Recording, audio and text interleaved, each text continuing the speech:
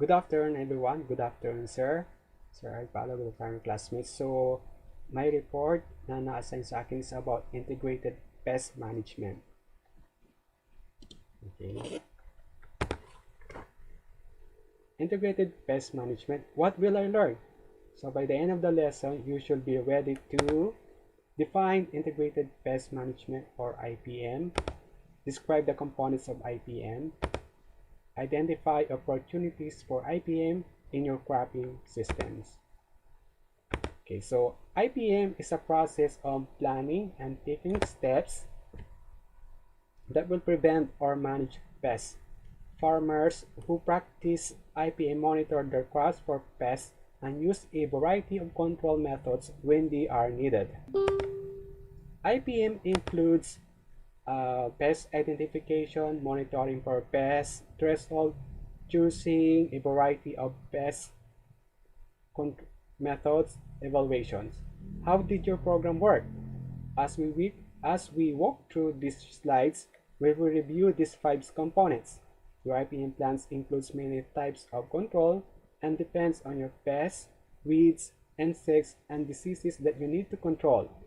Crops experts can help you make an IPM plan. Why use an IPM program? IPM program can help you recognize conditions that could lead to pest problems, prevent pest problems from starting, control pest problems, reduce pesticides use, reduce environmental and health risks, prevent pesticides and resistance, and develop long-term solutions for managing pesticides.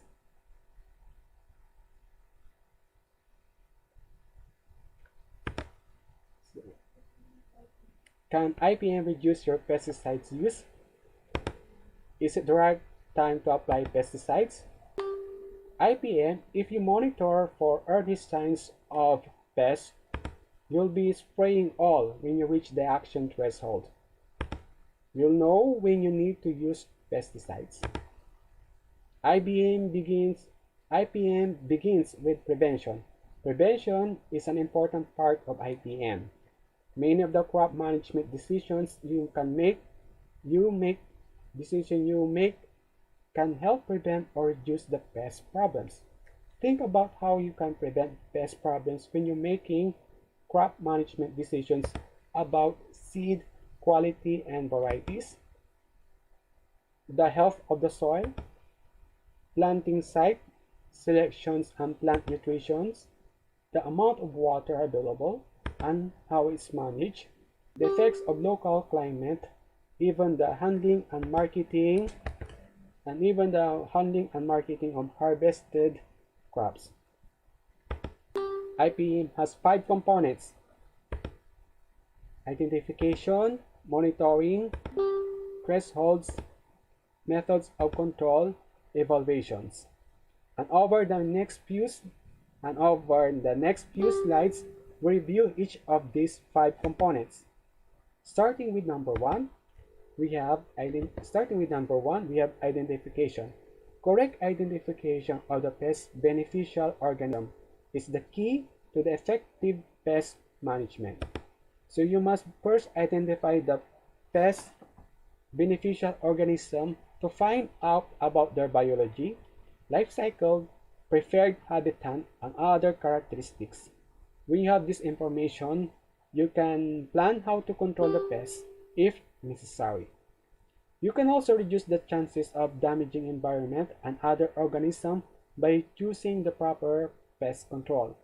Pests and beneficial organisms can be environments, damage caused, life cycle, habits, host plants, or animals. Number 2, we have the monitoring. Monitoring is regular inspections and sampling to get an estimate of the size, extent, and location of the pest population. Monitoring allows you to see how crops are affected by different conditions. You may need to monitor for the presence of beneficial insects, for example, or monitor for the weather conditions that lead to disease outbreaks. And if you want to accurate records of your monitoring, methods you can use are collecting insects, and traps, counting the number of the pests in a certain area, recording temperature, humidity, rainfall, leaf weakness that encourage certain diseases to spread. Number 3, threshold. Threshold helps you decide when the control is needed. Action threshold is the point in time at which the pest needs to be controlled to prevent the pest from causing unacceptable damage. So the time you need to take an action. Economic injury level. Some thresholds are set at economic injury level. The economic injury level occurs when the amount of damage caused by the pest is equal to the cost of controlling the pest. Damage may include losses in yield or quality as well as the cost of labor and pest control. Number 4, the methods of controls. So here we have a Venn diagram. We have cultural, biological, huh?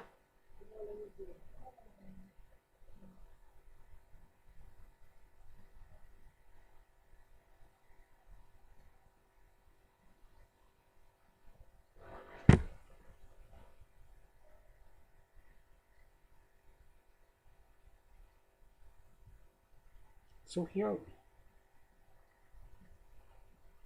all fit together into an IPM program. And so those are all methods of control, and we are divided into 5 groups. We review those groups and divided into 5 groups. And so those are all methods of control are divided into 5 groups.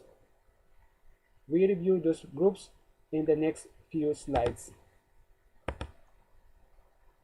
So genetic methods.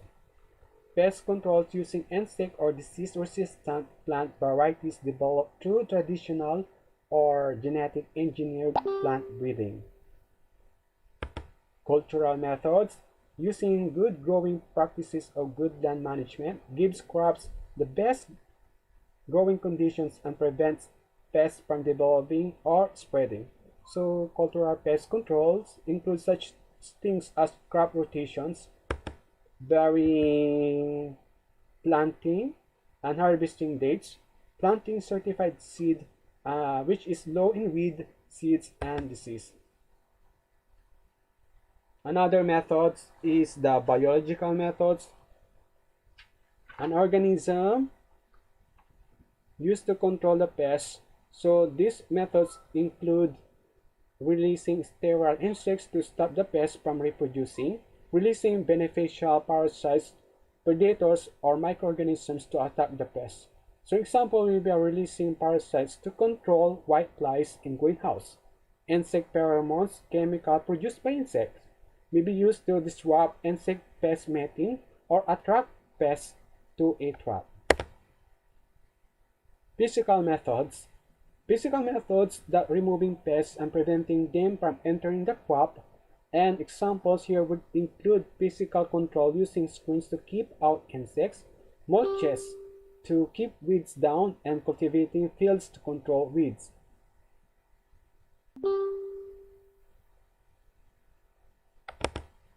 Finally, the chemical methods pest control. Use pesticides that herbicides, insecticides, fungicides, repellents, biopesticides, and other registered products, and use those to suppress or repel the pests. Number 5, we are evaluating the effectiveness of an IPM program. May be the most important part, and you keep detailed records of everything you do and the results that you get.